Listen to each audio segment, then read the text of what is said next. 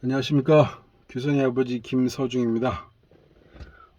지금 집 앞에 도착해가지고 들어가기 전에 잠깐 영상을 찍어보려고 지금 켰는데, 오기 전에 잠시 마트에 들렸었습니다. 마트에서 아주 재밌는 거를 봐가지고 그 얘기를 진작부터 한번 해보고 싶었는데, 마침 그런 거를 보고 나니까 이렇게 동영상을 한번 찍어보게 됐습니다. 뭐냐 하면은 어떤 관광객 아주머니셨는데, 수박을 고르면서 그 마트 사장님한테 이 수박이 제주도 수박이에요, 육지 수박이에요 라고 물어보시는 거였습니다.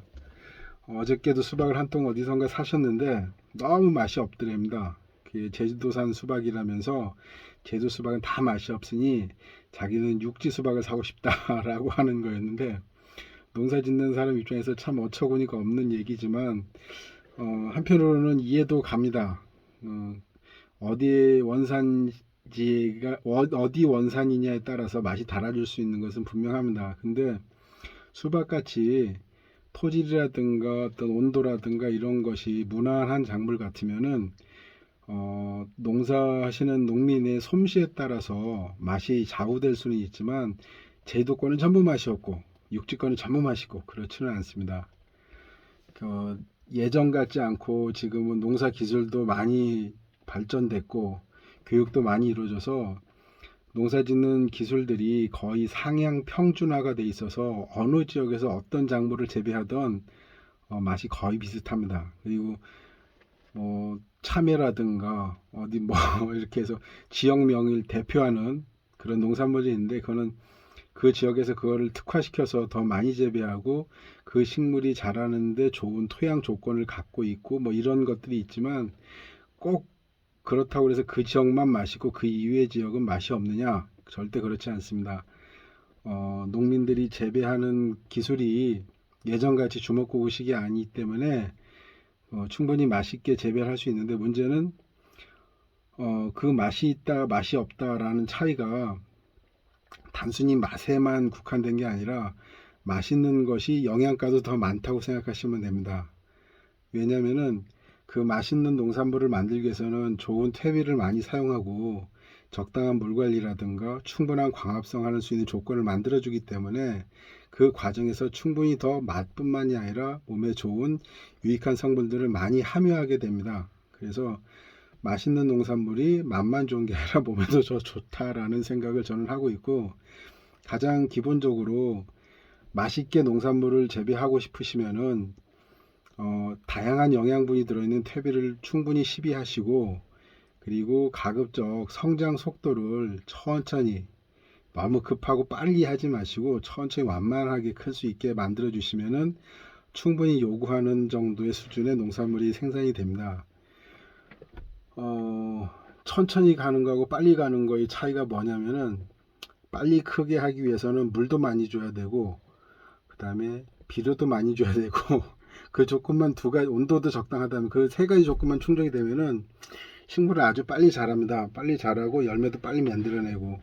근데 제가 좀 전에 말했듯이 빨리 자란 것보다는 완만하게 자란 것이 훨씬 맛있다라고 하는데, 그 이유는 뭐냐면은 더 많은 양의 햇볕을 축적할 수가 있습니다. 광합성 시간이 길어지고, 그리고 적당한 물량이 들어가면, 그러니까 너무 말라든 물론 안 되겠지만 너무 과습하게 되면은 세포 분열이 왕성해지면서 이렇게 성장은 좋아질지언정 거기에 충분한 양분을 축적할 만한 시간을 갖지 못하게 됩니다. 그래서 천천히 기른 게 맛있다라고 하는데, 어, 제가 딱 뭘로 한번 증명을 하냐면은, 똑같은 조건에서 그러니까 양액 재배를 한 파프리카인 경우에 전국 어디든 마찬가지일 겁니다. 여름 생산된 파프리카보다는 한겨울에 생산된 파프리카가 훨씬 맛있습니다.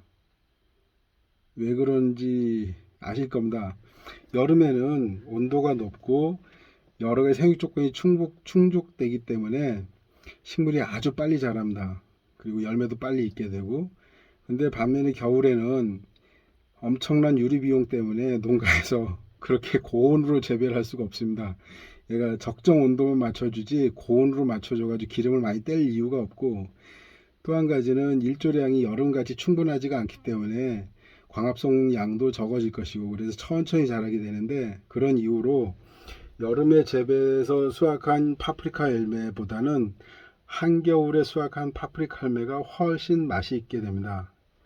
그리고 파프리카는 우리 농민들이 재배하는 농산물이니까 일반 산야초라고 생각하고, 밭에서 재배된 산나물하고 실제 산에서 채취한 산나물하고 맛이 똑같겠습니까? 음, 많이 다를 겁니다. 향기라든가 맛이라든가 모두가 차이가 있을 텐데, 그것도 마찬가지입니다.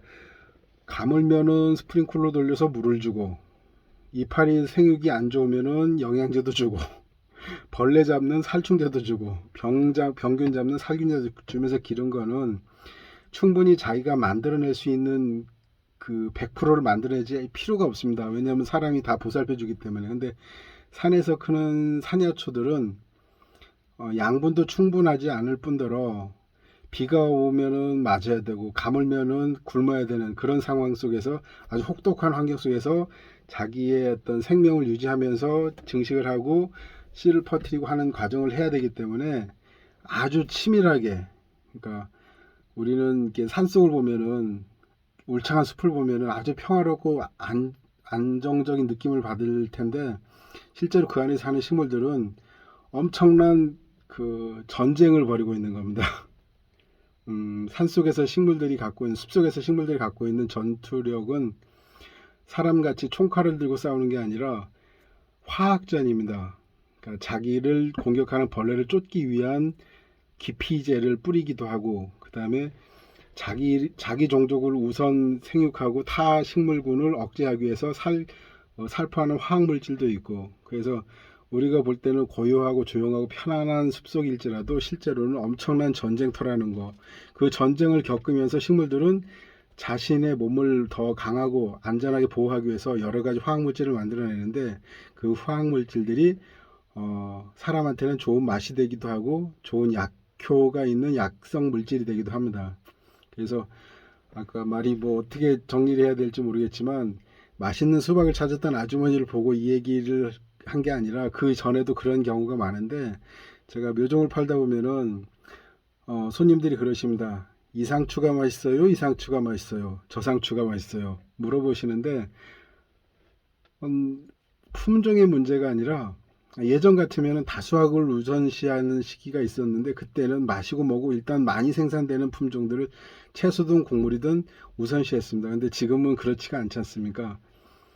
양보다는 질이고, 질을 추구하는 소비자들이 있기 때문에 예전 같은 품종들은 많이 안 기릅니다. 그리고 점점 약성 물질이 있다거나 아니면 독특한 맛이 더 좋은 그런 품종들로 육종이 되고 있는데, 지금 와가지고 맛없는 품종을 일부러 육종회사에서 만들어서 팔지는 않습니다. 그렇다면은 전제가 그겁니다. 맛있는 농산물을 어떻게 길러낼 것이냐. 첫째는 다양한 그 양분들이 들어있는 퇴비를 우선 적절한 시비를 해야 되고, 둘째는 과하게 수분을 공급하지 않게 하는 것이고, 셋째는 충분한 광합성을 할 수 있게끔 유도하는 건데, 그 세 가지를 만들어서 세 가지를 적당하게 이제 식물한테 투여하게 되면은 식물들은 더 맛있고 그 다음에 건강한 채소나 과일을 만들어내게 됩니다. 그러니까 맛있는 상추를 찾기 이전에 어떻게 하면 상추가 더 건강하고, 어떻게 하면은 우리 고추가 더 튼튼하고 병 없이 더 달고 맵고 이런 맛이 좋은 품질을 만들어낼 것인가 궁리한다면 그 세 가지를 유념하십시오. 충분한 양분, 과한 양분이 아닙니다. 이렇게 다양한 복합비료를 한 가지만 시비하는 게 아니라, 복합비료보다는 다양한 유기물이 혼합되어 있는 퇴비를 만들어서 시비하는 것이고, 둘째는 식물이 이렇게 충분히 잎 상태를 보면서 가늠할 수가 있는데, 무조건적으로 물을 줘가지고 식물이 과다 성장할 수 있는 조건을 억제하라는 겁니다. 그러니까 적당한 수분 공급을 통해서 식물 생육을 조절하는 것이 방법일 수가 있고, 세 번째는 충분한 광합성. 그러니까 적당한 가지속기라든가 아니면은 나무 그늘이라든가 이런 걸 피할 수 있게끔 해서 충분히 광합성을 통해서 식물 자체가 당분을 끌어올릴 수 있게끔 그렇게 만들면은 제주도에서 만든 수박이 맛이 없고 육지 수박이 더 맛있다가 아니라 어떤 농민이 만든 재배한 식물이냐에 따라서 맛일 수 있고 맛이 없을 수도 있습니다. 아무리 원산지고 그 지역이 특화된 지역이랄지라도 그 지역에서 나온 모든 채소나 과일이 다 맛있는 게 아닙니다. 그렇다고 그 식물이 재배되기 상당히 악조건인데라고 해서 절대 맛있는 채소나 과일이 나오지 않는다는 것도 아닙니다. 그러니까 그 점을 한번 생각해 보셨으면 하는 마음에 이런 영상을 찍게 됐습니다. 별로 유익할지는 모르겠지만 너무 웃긴 얘기라 한번 해봤습니다. 건강한 농산물 기르는 것도 좋지만 이왕이면은 맛있는 농산물 재배해서 맛있게 드시기 바랍니다. 감사합니다.